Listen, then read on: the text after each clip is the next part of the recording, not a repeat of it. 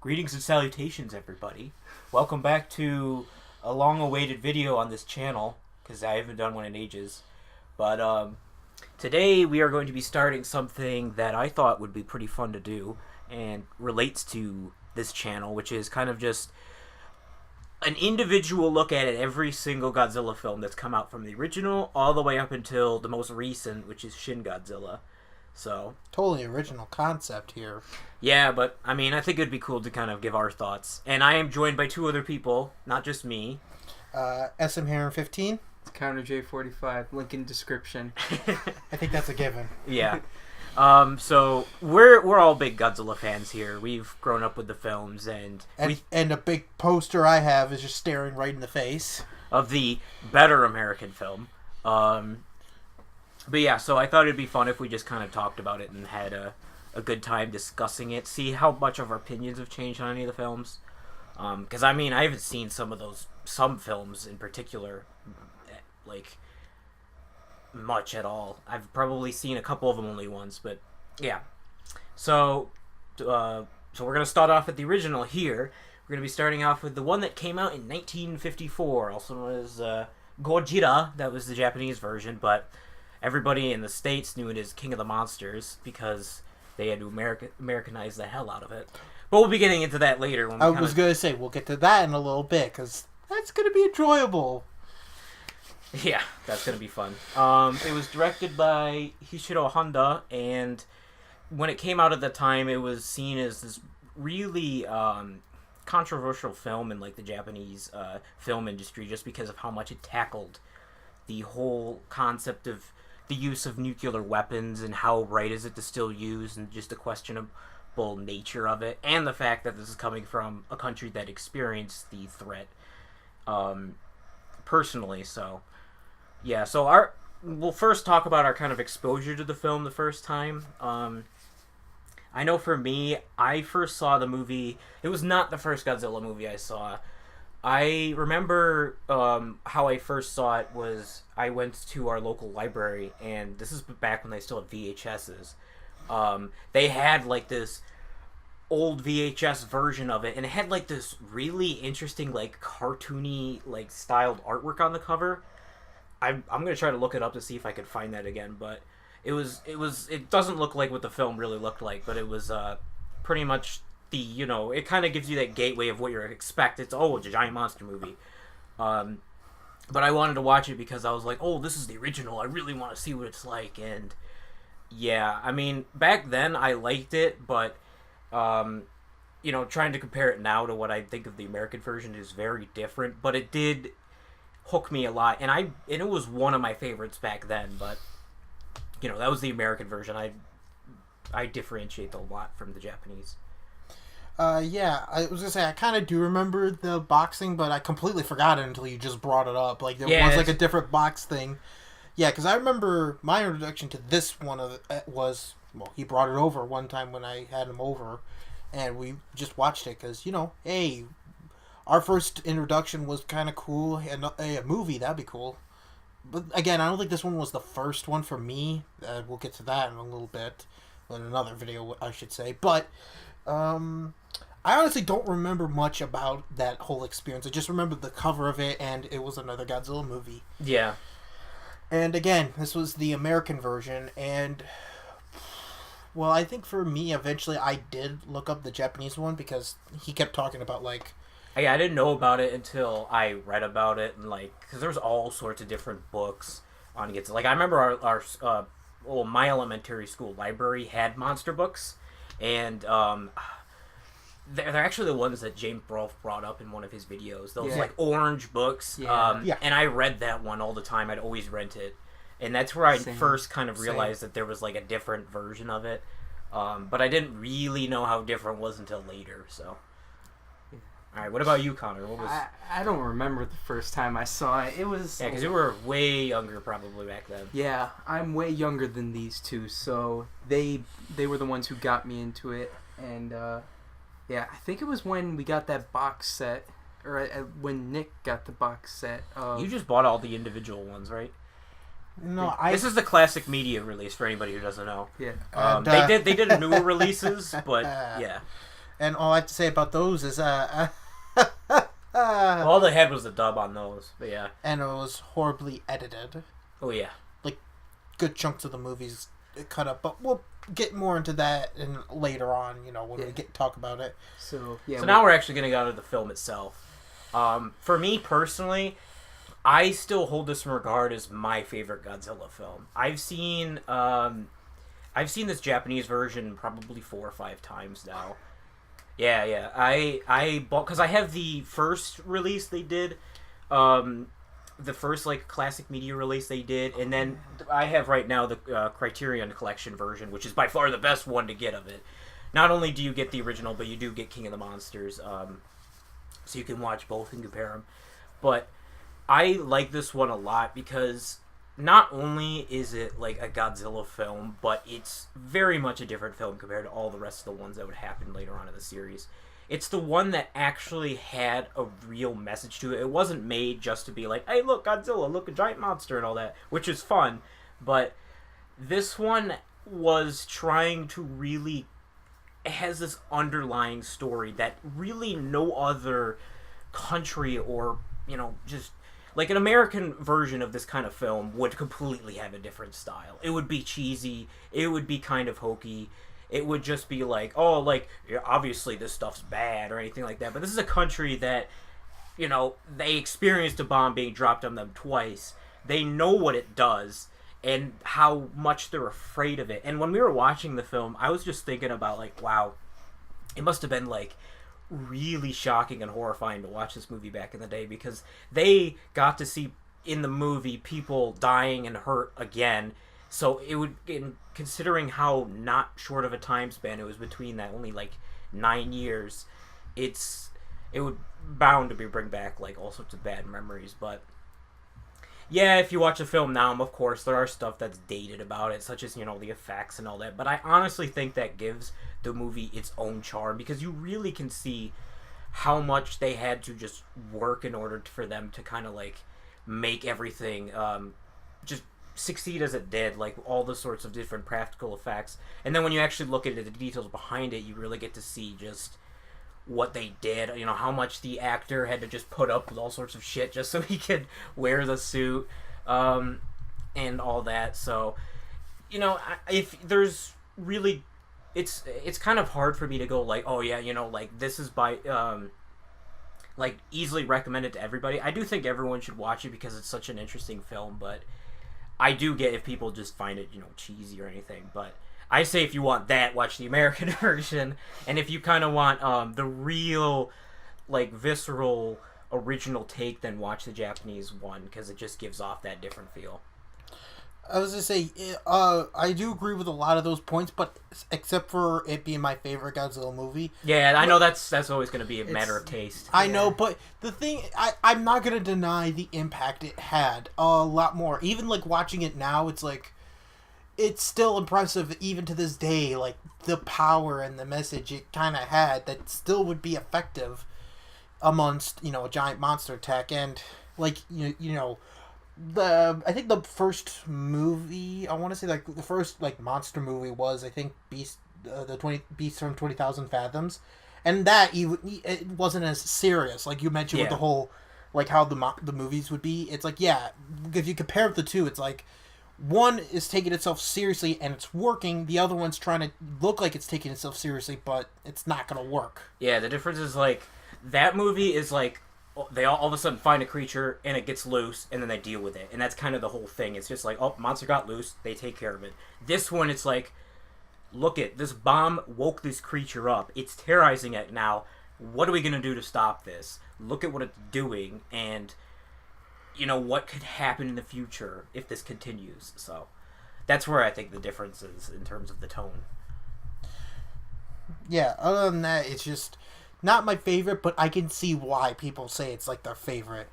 It's not my personal favorite, but I do say it's a really good one. It's one I feel everyone should see. Yeah. Not gonna lie. I think it's a monster movie that everybody should at least... If you like monster movies, you should definitely check it out, because it does... It does stuff so much differently, so... And in a good way, I think. You got anything to say? I mean, this was we literally just watched this movie like, I don't know, 5 minutes ago, and this was the first time Connor saw the Japanese version. So. Yeah, I think you were surprised by just kind of how much more... It's way darker than the American release. The American release, it feels like it really doesn't take itself seriously. I was gonna say as serious as the Japanese one. I think, honestly, I'm not gonna get... Well, the American one obviously completely caters it towards an American audience.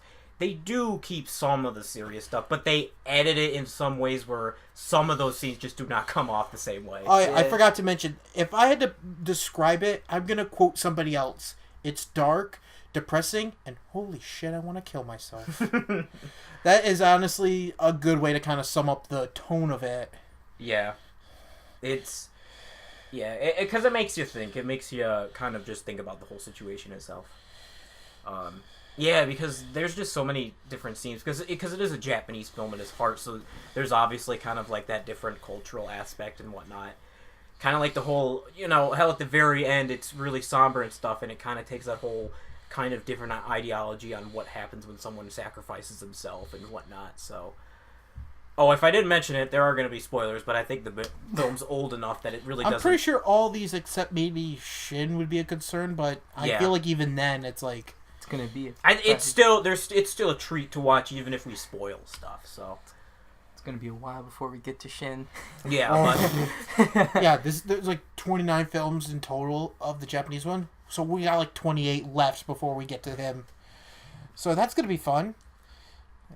In case it was brought up, how these reviews are going to work is we'll watch the movie, then we're going to do the review of the movie like right after, so it's still fresh in our minds. So just a little heads up for those who are not aware of what's happening. Yeah, I probably did. I don't think I specified that earlier, but that's how it's going to go. Anything else in terms of like what we think about the Japanese? I mean, I can ramble about it for a long time. But... I feel like we'll get into the American version more and the huge difference because we've had more experience with that. And we recently just saw like a few minutes of the dub, and there's a huge drastic difference between the two. It's just really fun to just see the differences in terms of like you watch the original scene and you see the context and then you kind of compare it to the American version, and then we'll constantly keep saying quotes of the American version because they're so ingrained in our mind. But yeah, thank you, Raymond Burr. Yeah. So I think we should now I'm guessing we're starting the whole American version. I mean, I could talk about the other one more when we get later on, but yeah. I think the big thing would be the whole Godzilla attacking. It's like, I think the bigger one of the heavily edited scenes. I think. I'm just saying, in general, the whole film in the American version of the King of Monsters, it's very much let's hold your hand through the whole movie. Let's kind of just tell you everything that's going on. Let's kind of like we'll put this American man right in the action just so he can kind of like.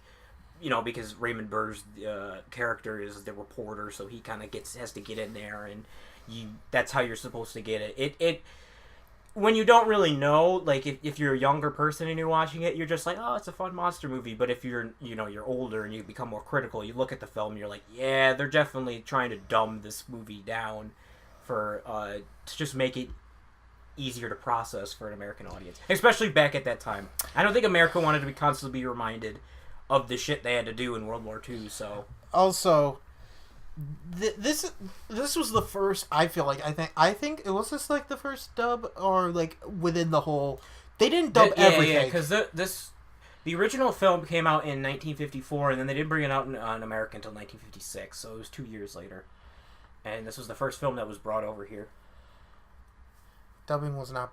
Well, like, besides the obvious dub, which everybody makes fun of whenever they think of a Godzilla dub. But it's funny, because this movie doesn't really dub everything. That's the point. I mean, yeah.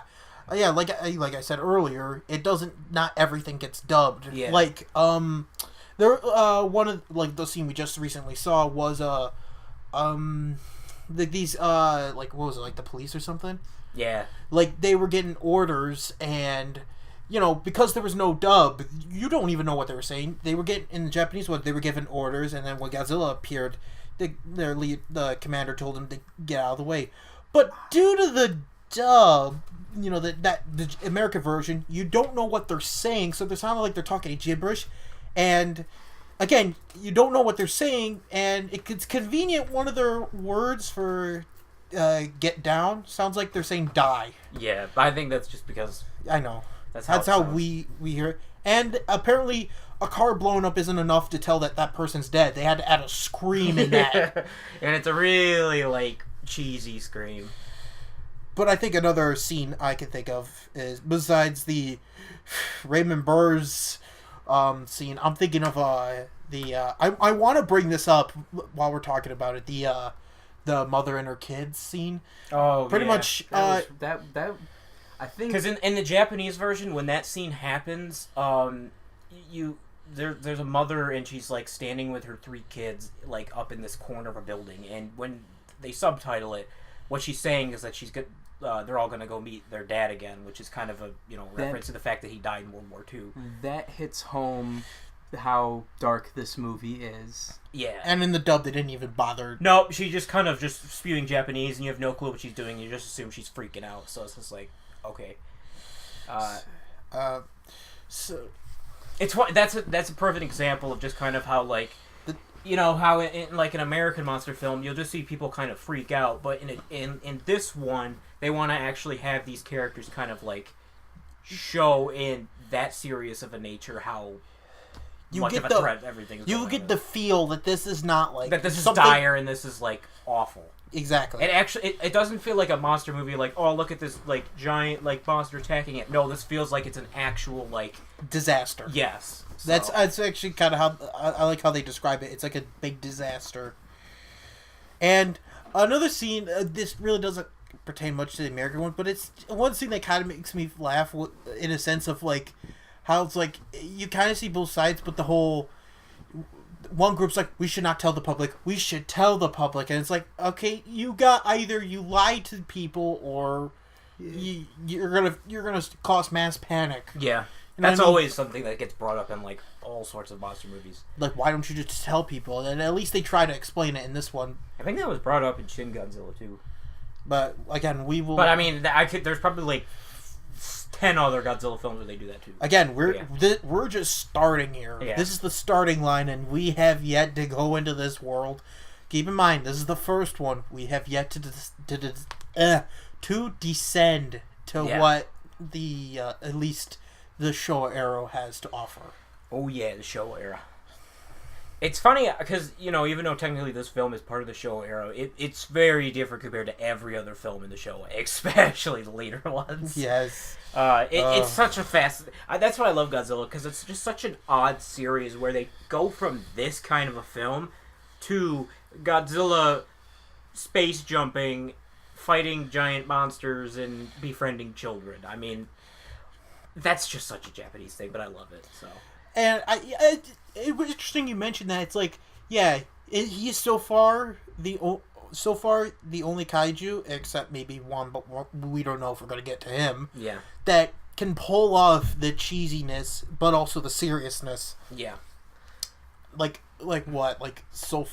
A few movies incorporate that concept. But again, we'll get to those when we get to those. So, again, we're just starting. Yeah. But I think the American film on a whole it's definitely an interesting movie to watch in terms of seeing kind of an American rendition of the film at the time. I don't think it's the best way to watch the film. I think it's a film that you watch after you've seen the Japanese version, just so you can see, okay, this is what they did. And I mean, I'll give them credit. When you're a young person and you watch that film, you don't really notice the edits that much. Yeah. It took me a while to realize, he's not actually talking to those people. They're just actors with the back of their heads. So. Or they'll swap scenes around. Yeah. You don't really pay attention to that. But then again, we didn't have anything to reference to. That was the only one we had, so. When we progress, we will explain our ideal of the Godzilla timeline. Oh, yeah, yeah. That's going to be fun to talk about. Just talk about all of our weird antics when it comes to... how these movies films are connected. Yeah. It'll make no sense, but that's okay, because we had no clue. And mind you, we were unaware there were 28 Godzilla movies at the time. Yeah. So, yeah, you gotta expect that. Yep. So, anything else we need to bring up? Besides, this is. I mean, I just think not just a Godzilla film, but I just think this is a really good film. Like, that's why I always hold this film very differently compared to a lot of other Godzilla films, is because I can look at this film and say, I think this is a good film overall. Like, it's a very key piece to the monster genre and just cinema in general, because a lot of what this did paved the way, because Godzilla is a pop culture icon. Yeah. I mean, nobody can deny that. So, and this is the film that started that off, so of course it has a very significant piece in history for it. Which is, that's why, like, I look at later Godzilla films and I love that film, but it's a Godzilla film, it's not something like I could say everybody will enjoy, because, no, that's not always the case. I don't think everybody will enjoy this film for what, but I think everybody can at least respect what it did. And that's what I think is so different about it. And yeah, I mean, I just overall very love the film, and I always enjoy rewatching it every time, because I'm a big cinema nut, and I love watching different effects and everything like that. So, yeah, I know it's cheesy, but whatever. No, just I think when we progress, I think they will see the criticism. Yeah, I'll say this also right up at bat. Showa era is my favorite era. I love the Showa era. Showing favoritism already. Yeah. That doesn't mean I hate the Heisei or Millennium. They have fun films too, but Showa by far is just. I think that's like the pinnacle Godzilla era. So we will get into those. Yeah, when we'll we get start. to those films later. So what would you say? Other than what pretty much you said, a good majority of everything, it's like the only other thing I would say is there's only one movie that the dub makes it much better than the Japanese. Yeah. And I hope we do watch it dub, because I think it's gonna be more enjoyable. We won't. Maybe for that one, I'll watch the sub first beforehand on my own, and then we'll watch the dub, and then I can bring up those differences or something. If we want to. If we want to, because if anything, there's a reason why it needs to be dubbed. I mean, that movie's pretty. Man to begin with, but let's just not give it out. I feel like we gotta keep some mystery, I think it'd be pretty obvious to the average G fan, but for those who haven't, it would be a nice little mystery. So, other than that, yeah, it's like a really great Godzilla movie, but not in my favorites. Yeah. Sad to say, probably not even in my top favorites. Sorry to disappoint you, but I can. At least You're not a true fan. But I can at least respect what this movie has done, and actually seeing the true version of it. I can really see where everybody praises this movie. Yeah, Connor? I think Nick definitely said it best, how this is a good film, like movie, and not as much a good... I mean, it's a good Godzilla movie, but it's a good movie in general. Yeah. I think he really... It has both of those standards, I think. Exactly. He really drove the point home. Because there are going to be a lot of other Godzilla films where they kind of do a similar story for, Godzilla's back and he's by himself and he's the threat. But pretty much all of them always reference the original. So that's how important the original is. And we have yet to get to the convoluted that is the timeline. But I think once we get to those movies... Could that be a separate video on its own? No, I think when we get to those movies, we'll talk about where they stand. But as of now, this is where it starts. Yep. So, yes, check out the original. And feel free, anybody who's watching this series, to just watch them with us and then, watch this afterwards. Just kind of think to yourself, too, what your thoughts are or anything. Because I think it would just be a lot of fun to do. So, next time we come around, we are going to be jumping into the sequel, which was never really planned on being made, but this movie became such a financial hit that they made one eventually. So, hey, at least it probably did better than the Son of Kong, where that was just slapped on. Yeah. But again, I think we'll go into more detail when we get to it. So next time look forward to Godzilla Raids Again, which is a film I haven't seen that many times, but I don't think I've seen it all the way through. I haven't. There's only one thing I know about that movie, and it mostly consists with the how the dub. Awful the dub is. Yeah. I can't stand that dub, but yeah, well, I'll get to that when we get to that. But again, just a reminder that this is all going to be on Metanick, all these reviews. Our links will be in the description. Of They course. better be. Hammer that home, man. Yep. Look, I will say this. Don't worry. Trust me. He's got that. We got this. So, yeah. I think that's really it. We'll see you in the next video, I guess. Yep. See you guys later. See you.